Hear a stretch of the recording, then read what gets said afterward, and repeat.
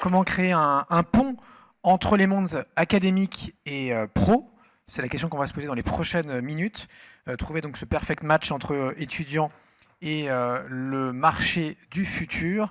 Nos trois speakers sont Émilie Rougan, Carla Ballambois et Vincent Montet qui me rejoignent donc sur scène. Un échange qui va être modéré dans un instant par Niki Mchikli de Weborama. Bienvenue. Bonjour, allez-y, je vous en prie. Vous tournez le dos. Vous avez tout un micro, ouais, toutes et tous. Et la zapette est là. Bienvenue.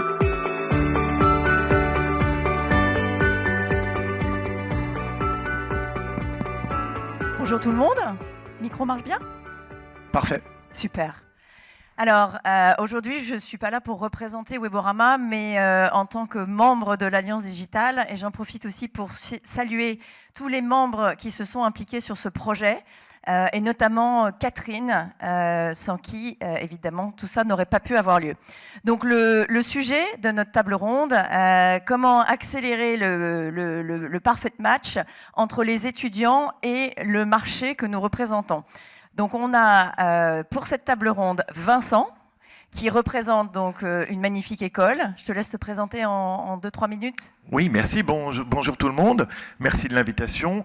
Vincent Montet, je suis le fondateur et le directeur d'un MBA spécialisé Digital Marketing and Business depuis 8 ans au sein de l'EFAP, l'École des nouveaux métiers de la communication. On est présent à Lille, Lyon, Paris, Bordeaux, Shanghai, avant la période de Covid évidemment, Santander et Alger. Et on est ravis. Merci encore de l'invitation. J'ai pendant 10 ans été au sein de l'IAB. J'ai grandi, tout mon parcours professionnel, je le dois à l'IAB. Donc merci de votre invitation et très heureux de retrouver l'ensemble des acteurs du marché, enfin dans la vraie vie. Et bravo à l'Alliance. Émilie, qu'on ne présente plus, mais si quand même un peu. Bonjour à tous, donc Émilie Rougan, je dirige iProspect en France, et donc je fais partie du groupe Dentsu et je suis aussi membre du conseil d'administration de l'Alliance Digitale qui est une magnifique association. Et puis notre étudiante qui est maintenant devenue professionnelle, Carla. Bonjour à tous, alors moi je suis une alumni du MBA DMB que dirige Vincent. Et aujourd'hui, je suis chef de projet digital au sein d'une agence de conseil en communication et marketing digital sur Lille. Parfait, merci beaucoup. Alors, l'idée, si je peux juste avoir les slides. Il n'y a pas les slides. Alors, on va le faire sans les slides, c'est bien aussi. Donc, je vais vous présenter rapidement le label. Ce label, il nous tient beaucoup à cœur au sein de l'Alliance Digitale parce qu'il réunit 3 protagonistes sans qui, finalement, l'alchimie de notre métier ne peut avoir lieu.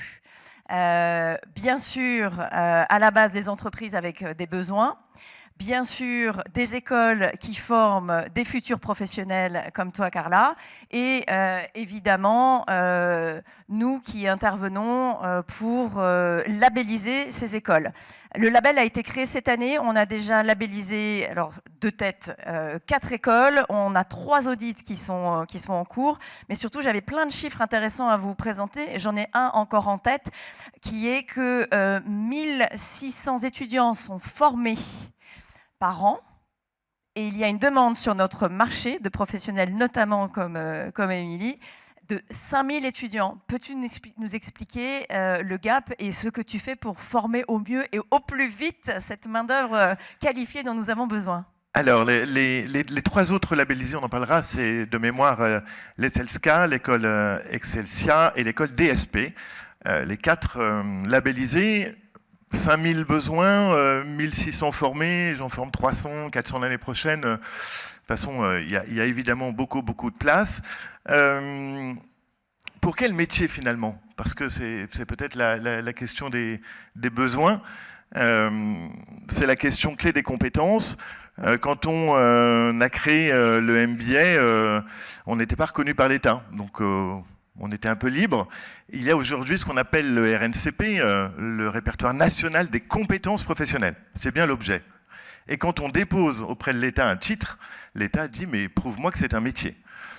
On a donc eu l'honneur au mois de janvier d'avoir le RNCP pour la première fois en France de manager du marketing et de la transformation digitale. Donc, manager du marketing digital, c'est pas nouveau. Ça existait déjà et d'autres formations créent ces besoins. Ce qui est nouveau, c'est la transformation digitale, puisque nous, on est allé aussi vers des transversales autour du luxe, de la santé et la beauté et la cosmétique. Qu'est-ce qu'on a en sortie de métier ? Si toutes les agences pouvaient nous prendre des chefs de projet digitaux, elles prendraient 100% des promos, mais tout le monde n'est pas fait pour être en agence, loin de là. Et on retrouve la répartition du marketing, tous les métiers autour de la création de trafic, l'acquisition, tous les métiers autour de l'UX, finalement la transformation du visiteur anonyme en visiteur qualifié de son expérience digitale, quel que soit l'objet digital, et puis de plus en plus encore cette année, mais je crois que c'est un des thèmes de la journée, vers la fidélisation, les CRM, le social media comme outil relationnel. Voilà pour les métiers phares, et puis plein de nouveaux métiers qui apparaissent. On vient de terminer les 133 soutenances d'une partie des étudiants de l'an dernier. On a comptabilisé 33 métiers différents. Ça me fait penser au mantra du siècle dernier, une formation, un métier, un diplôme, des parents, des boomers, où là, quand je reçois les parents, je dis, écoutez, je ne sais pas quel métier il ou elle va le faire. 33 métiers de sortie, compliqués à expliquer. Donc voilà en tout cas notre état des lieux. Très bien. Alors, dans les slides qui ne sont donc pas là, on disait également, suivant l'étude de l'OCDE, que 2 ans était la durée de vie d'une compétence.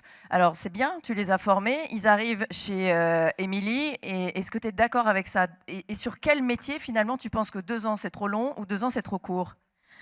Alors déjà, on a un métier qui se complexifie. Enfin, je pense qu'on a vu aussi ce matin à quel point on nous attend en tant qu'agence sous tout un tas de pans en fait, de notre métier. Donc on a un métier qui se complexifie, ce qui veut dire qu'on démultiplie évidemment les compétences au sein des agences, et c'est vrai pour tout le marché.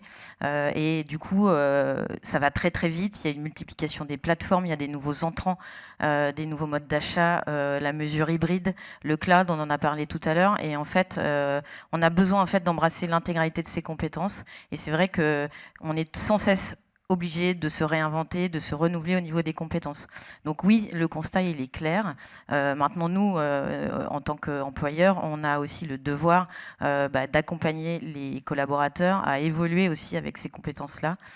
Et c'est ce qu'on fait, en fait, au sein des agences la plupart du temps. D'accord. Alors, heureusement, j'avais des petites notes. J'ai un autre chiffre qui est intéressant, qui est qu'un tiers des employeurs s'accordent à dire que le manque de compétences est plus prononcé qu'il y a 1 an. Donc ça s'est accéléré, d'après toi, Émilie ? Oui, alors bon, on sait tous qu'on est sur un marché pénurique, parce qu'on se le dit tous dans des petits déjeuners ou des dîners en ville.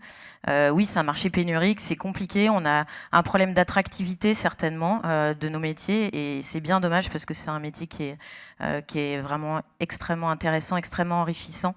Donc nous, on est là aussi pour vous dire que c'est vraiment quelque chose où intellectuellement, on y prend vraiment beaucoup de plaisir. On accompagne des annonceurs tout le temps qui nous font grandir aussi. On a des partenaires qui nous font grandir. Voilà, mais on a un problème de turnover, clairement. Au niveau de la formation, et t'en parler, mais au niveau de la formation, en fait, nous, comme ça évolue très vite, forcément, les gens qui arrivent dans nos entreprises, ils ont une certaine formation, mais on doit les upgrader au sein de l'entreprise. Donc, on propose des parcours collaborateurs, des parcours, entre guillemets, certifiants, parce qu'on a beaucoup de partenaires qui offrent la possibilité de certifier nos experts. Donc, voilà, on joue avec le terrain de jeu qu'on a pour essayer de les rendre les plus compétents possibles. Mais encore une fois, notre métier se complexifie. On a un métier d'intermédiation, en fait. On est intermédiaire entre des annonceurs et des partenaires. Et c'est vrai qu'on nous attend sur tout un tas de pans. Et on fait face avec les moyens qu'on a.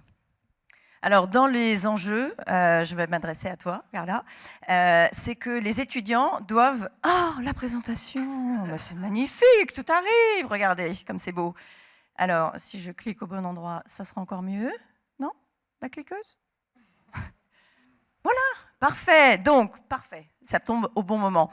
Donc, nos missions, anticiper les évolutions des métiers. Donc, on vient d'en parler là à l'instant. Accompagner les formations opérationnelles des jeunes. On en parle tout de suite avec toi. Et créer le pont entre ce monde académique et ce monde professionnel. Il faut appuyer fort sur le bouton. Voilà. Donc ça, c'est ce qu'on disait à l'instant, et on partagera avec plaisir cette présentation. Donc le label, le fameux label, c'est quand même très important qu'on vous le présente. Donc lancé cette année, c'est le premier label de qualité des formations en digital. C'est une initiative vraiment formidable et qu'on doit soutenir. On passe beaucoup de temps, nous, à raconter les enjeux de notre métier, ce qu'il faut faire, comment il faut faire, et on est un peu des vieux schnocks. Donc on a besoin de former les jeunes, d'écouter les jeunes et vraiment d'ouvrir nos oreilles pour comprendre les besoins qui sont là. On distingue et on valorise des formations qui répondent à ces besoins, et c'est déjà soutenu par 550 sociétés qui représentent 220 000 salariés et donc nos associations professionnelles. Alors, j'en venais à toi sur la partie étudiant, donc disposer de points de repère pour choisir leur formation en digital et marketing. Ma question, tu sors de ce... Alors évidemment, tu ne vas pas dire du mal du master que tu as fait, qui est formidable, mais tu sors de ce master et tu rentres dans la vie professionnelle. Est-ce que ça match complètement avec le job que tu fais, cette formation ? Alors, en réalité, moi, ça fait déjà 2 ans quand même que j'ai terminé le DMB et que j'occupe le poste de chef de projet digital au sein de l'agence Caio. Et je dois dire qu'effectivement, oui, il y a une belle adéquation quand même entre la formation que j'ai pu suivre au DMB et mes missions actuelles qui tournent autour de tout ce qui est gestion de projet, référencement naturel, payant, emailing, création de site internet, et j'en passe. Donc oui, il y a une certaine adéquation.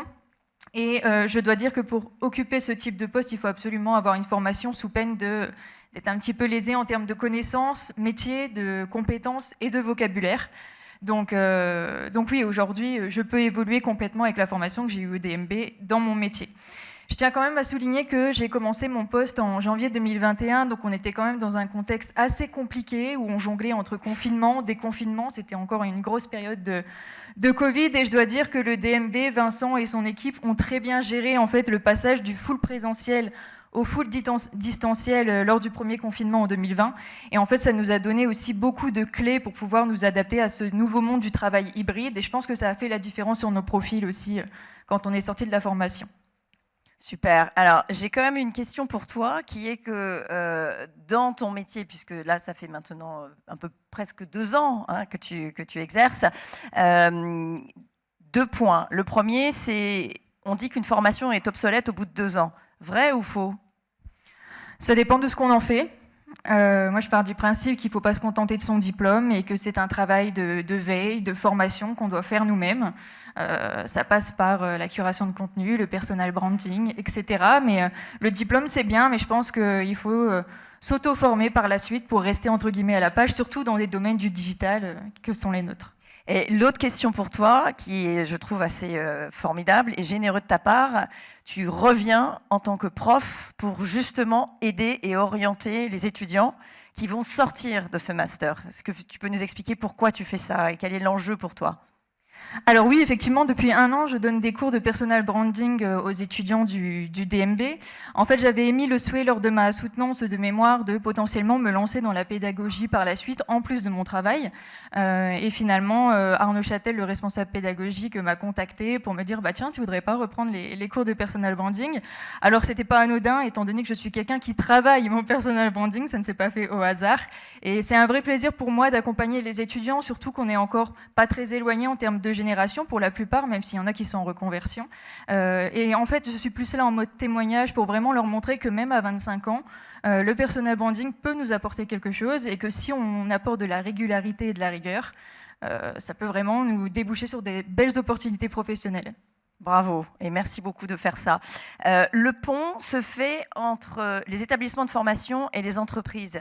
Donc Vincent, c'est quoi tes échanges avec les entreprises ? Comment ça se passe ? Tu me racontais une histoire d'une école très prestigieuse qui voulait faire appel à toi, mais qui prenait des vieux de la vieille, qui n'étaient pas forcément compétents, très institutionnels, très diplômés, mais ce n'était pas ça que tu voulais. Tu voulais quelque chose de concret.